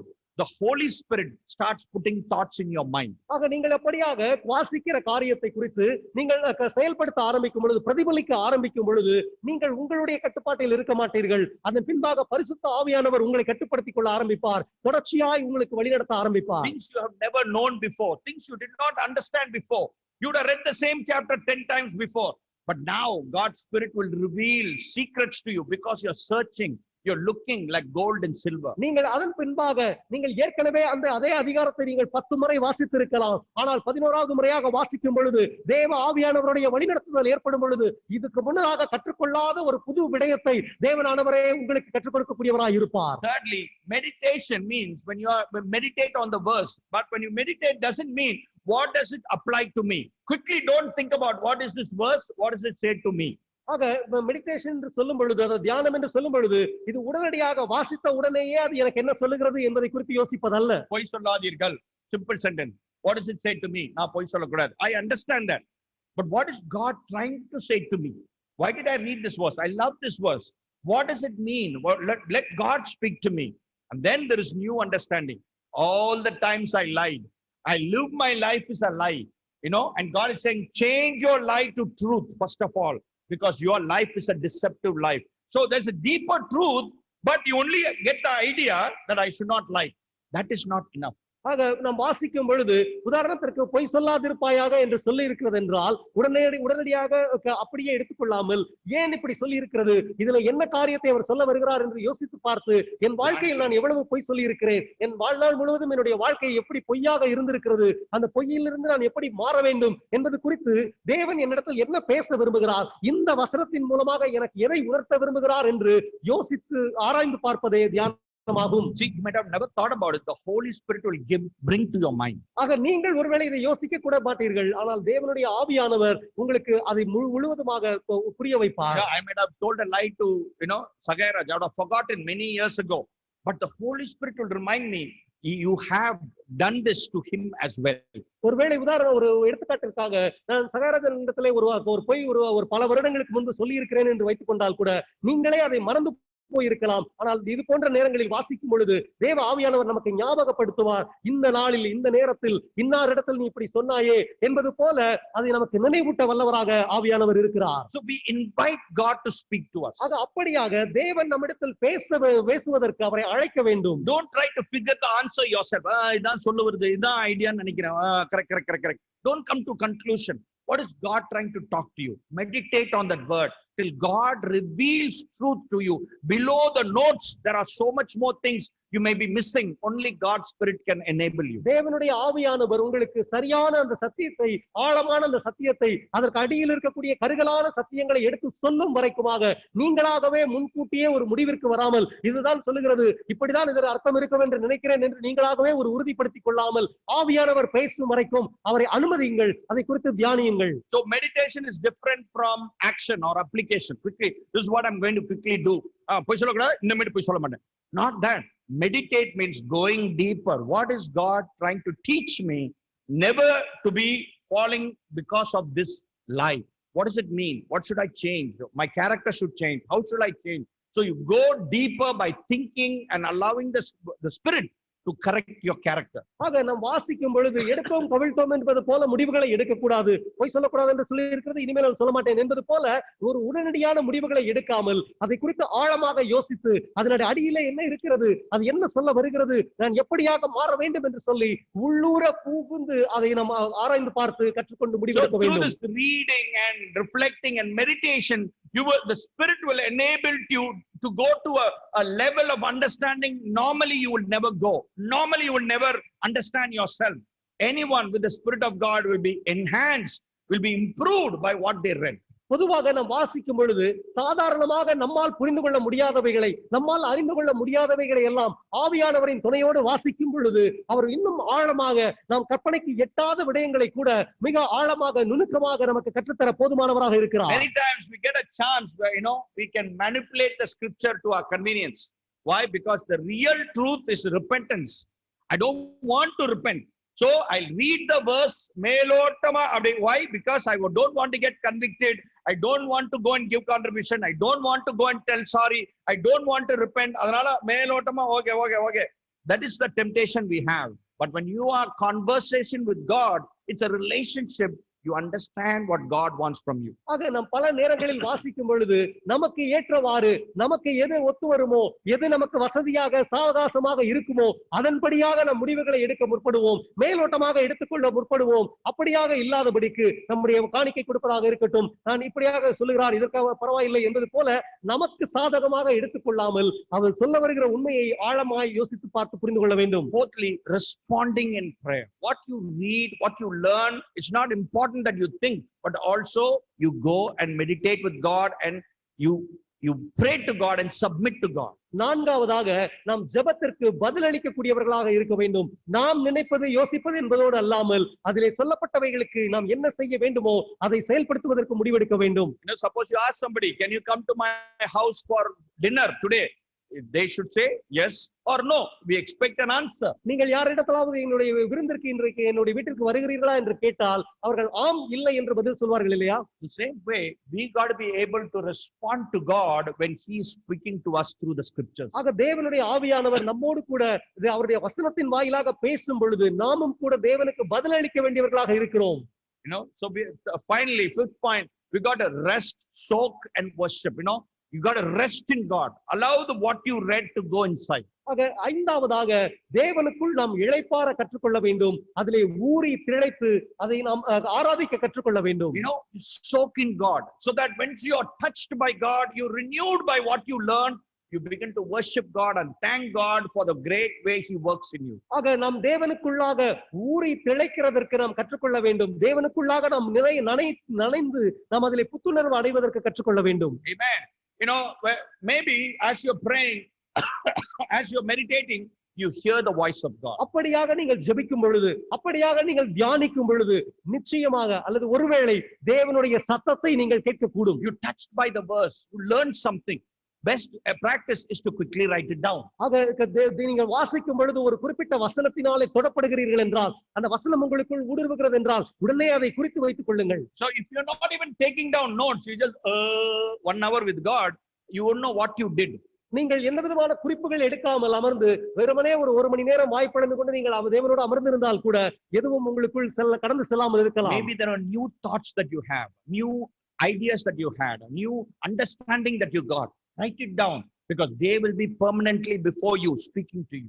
புதிதாய் ஒரு எண்ணம் வரும் பொழுது, புதிதான ஒரு யோசனையை தேவன் தரும் பொழுது, அது ஒரு புதிதான ஒரு காரியமாக இருக்கும் பொழுது அதை குறிப்பெடுத்து வைத்துக் கொள்ளுங்கள், எழுதி வைத்துக் கொள்ளுங்கள். அது உங்களுக்கு ஒரு பெரும் திருப்பமாக கூட அமைய முடியும். See, what you write, you can always see. But if it's only trapped in your mind, you come back 1 hour after prayer, you don't know what you had. நல்லா இருந்துச்சு, சூப்பரா ப்ரே பண்ணேன் bro, but என்னெல்லாம் பண்ணேன் நான் மறந்துட்டேன். Because what all God revealed to you, is there some deep truth He told you? Write it down so that you have a great, library of how your prayer has been with God. நீங்கள் அப்படி ஜெபிக்கும் பொழுது வெறுமனே 1 மணி நேரம் ஜெபித்தால் கூட என்னவெல்லாம் 1 மணி நேரம் ஜெபித்தேன், ஆனால் என்னவெல்லாம் ஜெபித்தேன் என்று எனக்கு நினைவில்லை என்று சொல்லக்கூடியதாக இருக்கக்கூடாது. மாறாக நீங்கள் ஜெபிக்கும் பொழுது அதை எழுதி வைத்துக் கொள்ளக்கூடியவர்களாக, குறிப்பு எழுதக்கூடியவர்களாக இருக்க வேண்டும். நீங்கள் இன்னும் அது அப்படியாக நீங்கள் செய்து தேவன் சொல்லுகிறவைகளை எல்லாம் நீங்கள் எழுதி வைத்தீர்கள் என்றால் ஒரு குறிப்பிட்ட காலத்திற்கு பின்பு அற்புதமான தேவ வெளிப்பாடுகளை கொண்ட ஒரு புத்தகங்கள் உங்களுக்கு நூலகம் போல அமைந்துவிடும். One of the best verses that talks about our meditation is Psalms 1:1-3. ஒரு மிக சிறந்த ஒரு வசனம் என்று சொல்லும் பொழுது சங்கீதம் 1:1 3 வரைக்கான காரியத்தை தியானிப்பதை குறித்து பேசுகிறது. வாசிக்கலாம்.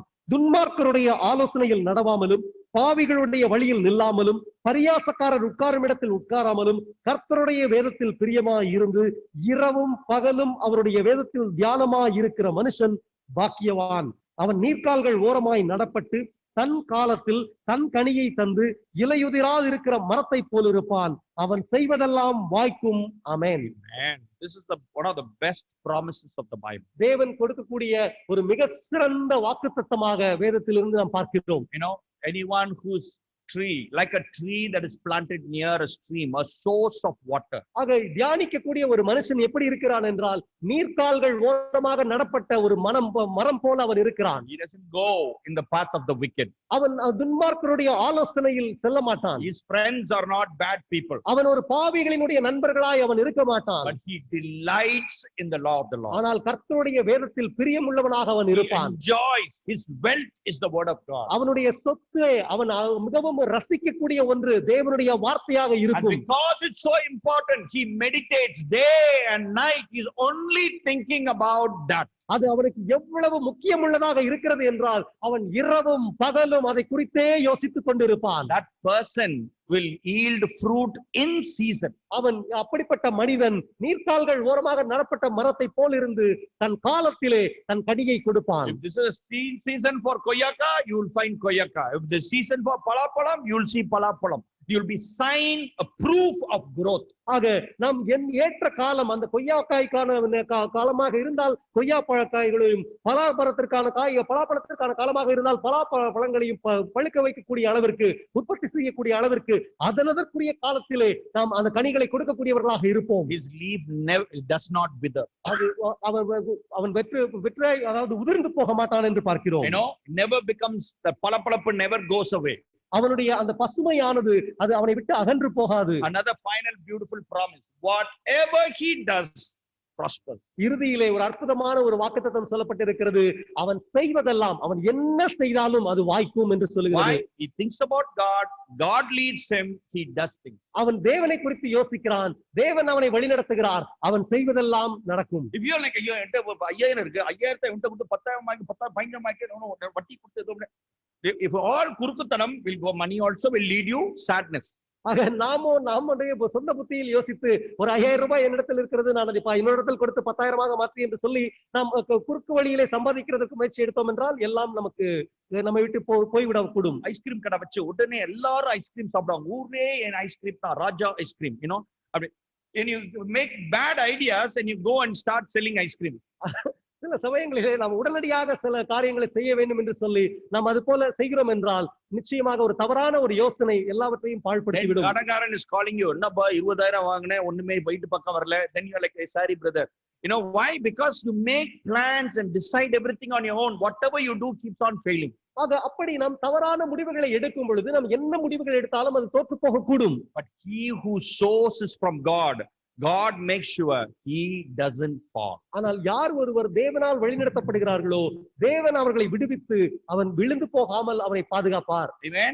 And so I want you to learn to meditate. ஆக நீங்கள் தியானிக்க கற்றுக்கொள்ள வேண்டும் என்று விரும்புகிறேன். And so meditation is about thinking personally. ஆக தியானிப்பது என்பது தனிப்பட்ட விதத்தில் யோசிப்பது. Think practically. What does God want from me? Be with God. Let God teach you. தேவன் என்ன இடத்தில் விரும்புகிறார் என்று சொல்லி நடைமுறைக்கு உகந்த விதத்தில் யோசிப்பது.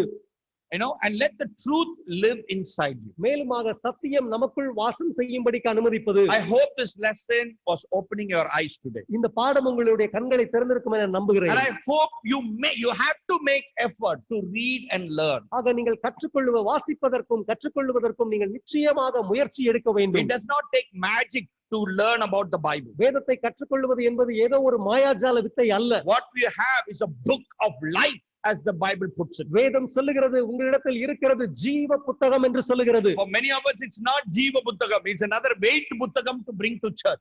சபைக்கு எடுத்து வரக்கூடிய ஒரு எடையுள்ள புத்தகமாகவே மற்ற ஒரு சில everything goes into the mobile book about. It becomes mobile. Why? Because it's very heavy, brother, and I don't read my Bible that much. We don't invest in new Bible, we don't read deeper. These are the mistakes that we make. ஆக சிலர் பார்க்கும் பொழுது வேதத்தை சுமந்து வருவது கஷ்டமாக இருக்கிறது என்று சொல்லி தங்களுடைய அலைபேசியில் இருக்கக்கூடிய அந்த மின் வேதாகமத்தை வாசிக்க பார்க்கிறார்கள், அதுவே போதுமானதாக இருக்கிறது என்று நினைக்கிறார்கள். Amen. I hope this was useful to you. இந்த பாடம் உங்களுக்கு பயனுள்ளதாக இருக்கும் என நம்புகிறேன். And I hope it will change your prayer and your awareness of God in your prayer time. இந்த பாடமானது உங்களுடைய ஜெப வாழ்க்கையையும் தேவன் ஜெபத்திலே அவர் எப்படி இடைப்படுகிறார் என்பதை குறித்தும் புரிந்து கொள்வதற்கு உங்களுக்கு உதவியாக இருக்கும் என நம்புகிறேன். Share with others what you are learning, what you are changing. நீங்கள் என்ன கற்றுக்கொண்டீர்களோ எதை மாற்றிக் கொள்கிறீர்களோ அதை மற்றவர்களோடு பகிர்ந்து கொள்ளுங்கள். And I hope it will change your walk with God. நிச்சயமாக அப்படி செய்யும் பொழுது உங்களுடைய தேவனோடு நீங்கள் நடைபோடக்கூடிய அந்த நடையானது ஒரு பெரும் மாற்றத்தை கொண்டு வரும். Let's finish the service with a word of prayer. நாம் ஒரு ஜெபத்தோடு கூட இந்த ஆராதனையை நிறைவு செய்யலாம். Let's please stand. எல்லோரும் எழும்பி நின்று ஜெபிக்கலாம். Father, we are always humbled to be before you. You, the Almighty, have given your word into sinful, useless, wasteful people like me, who never honor you, who are always selfish, always ungodly, always crooked. And yet, Father, your word is the light. Your word is the truth. And Father, we pray so shallowly many times. And I know many years in my Christian life, I've not cherished, not enjoyed your presence, not realized how wonderful you are. Father, you're full of promises, and every one of your promises come true. And Father, it is me who doubts. It is me who struggles. It is me who doesn't believe. And Father, I submit to you. And Lord, as a church, we surrender to you to learn from you, to grow with you, Father. You are there as a father, not as a teacher, not as a ruler, like a father who takes care of his children. That is how you nourish us, Father. Let the Spirit, Lord, be activated, Lord, inside our heart, that we realize the Spirit has so much strength to bring us awareness and courage and confidence in whatever we do. Be with us, Father. Guide us spiritually so that we are moved today as we go home, that we learn to walk with God and cherish God in our heart. Thank you so much for this day. Be with all those who are at home and through Zoom, or those who are sick. Lord, heal them, touch them. Let them be also growing in the awareness of God in their life. Thank you for this day. Be with all those friends who are visiting with us, and their families be blessed because of their faith. We thank you. In Jesus' name we pray. Amen. தொடர்ந்து ஜெபிப்போம். சர்வ வல்லமையுள்ள பரலோக பிதாவே, உம்முடைய பரிசுத்த நாமத்திற்கு இன்றும் என்றும் என்றென்றைக்கும் மகிமை உண்டாவதாக. எங்கள் ஆண்டவராகிய இயேசு கிறிஸ்துவின் மூலமாய் உமக்கு என்றென்றைக்கும் ஸ்தோத்திரம் உண்டாவதாக தகப்பனே. அப்பா, இந்த நாளுக்காக நன்றி செலுத்துகிறோம். உம்முடைய வேத வார்த்தைகளுக்காக நன்றி செலுத்துகிறோம் தகப்பனே. அந்த நியாயப்பிரமாண புத்தகம் எங்கள் வாயை விட்டு அகலாது இருக்கத்தக்கதாய் எங்களுடைய இருதயத்தின் நினைவுகளும் எங்களுடைய இருதயத்தின் யோசனைகளும் தேவனே, எங்கள் வாயின் வார்த்தைகளும் உமக்கு முன்பு பிரீதியாக இருக்க, புகழ்ச்சியாக இருக்க, மகிமையை கொண்டு வர எங்களுக்கு உதவி செய்யும். எங்களுடைய எண்ணம், சிந்தை, சொல், செயல் எல்லாவற்றிலுமே நாங்கள் பாழான மனிதர்களாக, இந்த பூமிக்குரிய மனிதர்களாக, இந்த உலகத்தை நாங்கள் சுவீகரிக்க விரும்புகிறவர்களாக, இந்த பூமிக்குரிய ஒரு வாழ்க்கையை வாழக்கூடியவர்களாய் செயல்பட்டுக் கொண்டிருக்கிறோம். எங்களுடைய எதிர்பார்ப்புகள் எல்லாம் ஒரு மாயையான ஒரு காரியமாகவே இருந்து கொண்டிருக்கிறது.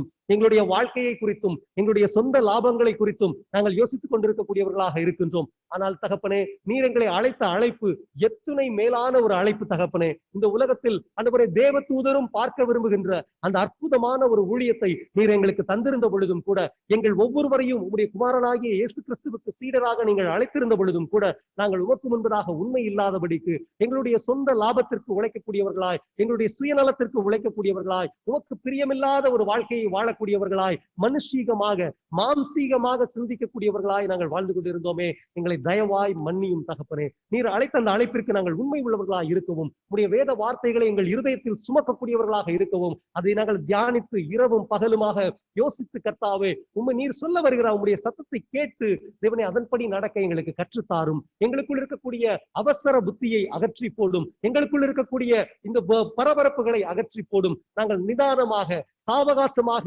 அமர்ந்து உம்மோடு கூட இடைப்படக்கூடியவர்களாய், நீர் சொல்லுவதை ஆவலோடு கேட்கக்கூடியவர்களாய், அந்த மரியாள் எப்படியாய் உம்முடைய குமாரனின் பாதத்தருகில் அமர்ந்து அது நல்ல பங்கை தெரிந்து கொண்டாரோ அதை போலவே நாங்களும் கூட இருக்க எங்களுக்கு உதவி செய்யும். ஒவ்வொரு விசையும் நாங்கள் உம்மிடத்தில் வரும் பொழுதெல்லாம் நீர் எங்களை புதுப்பிக்கிற தேவனாக இருக்கிறீர். நீர் வாக்குத்தத்தம் செய்யக்கூடிய ஒவ்வொரு வார்த்தையும் நிறைவேறாமல் போனதே இல்லை தகப்பனே. நீர் சொல்லுகிற ஒரு வார்த்தை கூட தரையிலே விழுந்து போனதில்லை கர்த்தாவே.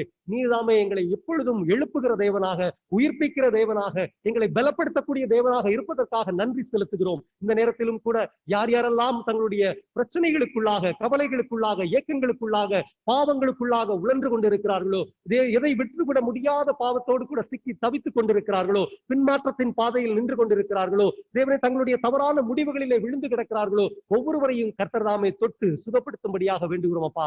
யாரெல்லாம் உடல்நிலை பிரச்சனையோடு கூட, மனநிலை பிரச்சனையோடு கூட தவித்துக் கொண்டிருக்கிறார்களோ தேவனே, அந்த யாரெல்லாம் அசுத்த வல்லமைகளினாலே நிரப்பப்பட்டவர்களாய், தேவனை எப்படியா இந்த பொல்லாத ஆவிகளினுடைய காரியத்திலே விழுந்து போனவர்களாய், முன்னிலைமையானது பின்னிலைமையானது முன்னிலைமையை விட மோசமானதாய் இருக்கக்கூடியவர்களாய் தேவனை வாழ்க்கையை சிதறித்துக் கொண்டிருக்கிறார்களோ, அடிமைத்தனத்துக்கு உட்பட்டவர்களாய் வாழ்ந்து கொண்டிருக்கிறார்களோ, அதிலிருந்தெல்லாம் கர்த்தர் விடுவிக்கும்படியாகவும், உடைய வார்த்தை அவர்களுக்குள் அவர்களுடைய அந்த கட்டுக்களை எல்லாம் வேறறுக்கும்படியாகவும் வேண்டுகிறோம் தகப்பனே. எங்களை தாழ்த்தி உடைய பரிசுத்த ரத்தத்திற்குள் ஒப்புக் கொடுக்கிறோம். இங்கு வந்திருக்கக்கூடிய ஒவ்வொருவரையும் இயேசு கிறிஸ்துவின் நாமத்தினாலே ஆசீர்வதியும். தேவனை இந்த காணொலி வாயிலாக பார்க்கக்கூடிய ஒவ்வொருவரையும் இயேசு கிறிஸ்துவின் நாமத்தினாலே ஆசீர்வதியும். இந்த காணொலி என்றைக்கெல்லாம் பார்க்கப்படுகிறதோ, எப்பொழுதெல்லாம் பார்க்கப்படுகிறதோ, அப்பொழுதெல்லாம் உம்முடைய பரிசுத்த பிரசன்னம் அவர்களோடு கூட இடைப்படத்தக்கதாய், யார் யாரெல்லாம் பார்க்கிறார்களோ அவர்களுக்கும் கர்த்தாவே அவருடைய வாழ்க்கையிலும் கூட ஒரு பெரிய ஒரு விடுதலையை கர்த்தர் கட்டளையிடும்படியாக வேண்டுகிறோம். இயேசு கிறிஸ்துவின் பரிசுத்த ரத்தத்திற்காக நன்றி செலுத்துகிறோம். அந்த ரத்தத்திற்குள்ளாகவே ஒப்பு கொடுத்து இயேசு கிறிஸ்துவின் நாமத்தில் ஜெபத்தை ஏறெடுக்கிறோம் நல்ல பிதாவே.